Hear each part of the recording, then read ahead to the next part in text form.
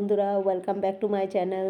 তো তোমরা কেমন আছো? আশা করি সকলেই ভালো আছো। তো দেখো, মেহেন্দি লাগাইতে বসছি। আমাদের ছোটোটা মেহেন্দি লাগাইতে খুবই ভালো পায়, তো তার জন্য দেখো তাইরে অল্প মেহেন্দি লাগাই দিয়ে। তো তোমরা মেহেন্দি লাগাইতে কারা কারা ভালোবাসো? আমি খুব ভালোবাসি মেহেন্দি লাগাইতে।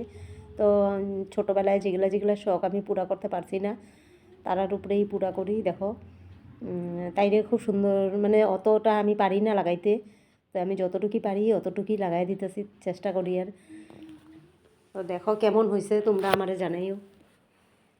তোমরা আমার ভিডিওটা যদি ভালো লাগে, ওইটাও কমেন্ট করে জানাইও। তো আজকে পরের দিনে দেখো সরস্বতী পূজা, আমি আসলাম পাশের বাড়ি অঞ্জলি নিতে। তো তারা তো কেউ দুই বোনের মধ্যে এক বোনও পারতো না। ছোটোটার জ্বর আইছে সাংঘাতিক, আর বড়োটারও মানে পারবো না, মেয়েদের প্রবলেম তো আছেই জানো। তো কত আশা করে রাখছিল মার এখানে অঞ্জলি নিব, ওই যে বইটই দেখো দিয়ে সারছি এখানে আমি।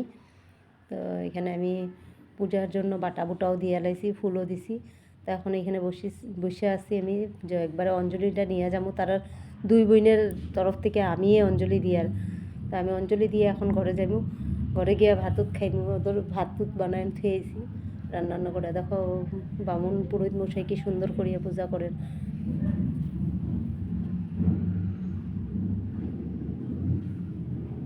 দেখছো মার মুখটা কি সুন্দর লাগছে। তোমরা যাদের যাদের বাড়িতে পূজা হয়েছে আমার এইটাও কমেন্ট করে জানাইও, আর যারা করতে পারছো না তো তোমরা এখান থেকেই প্রণাম করিয়া লইও। মা সরস্বতী সবার জন্যই বিদ্যার দেবী, গানের দেবী। তো উনি তোমরা যেখান থেকেই স্মরণ করবা, তো উনি ওইখান থেকেই সন্তুষ্ট হইব।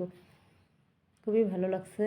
আর এই দিদি খুব সুন্দর, সবই পূজা একলা একলাই মানে সম্পূর্ণ করে। এই যে দিদি দেখতেছই, আমার খুবই ভালো লাগে উনিরে।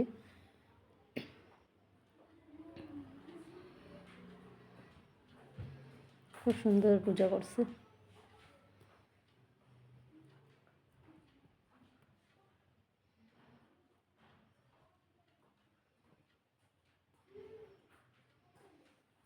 তো বন্ধুরা আর বড় করছি না,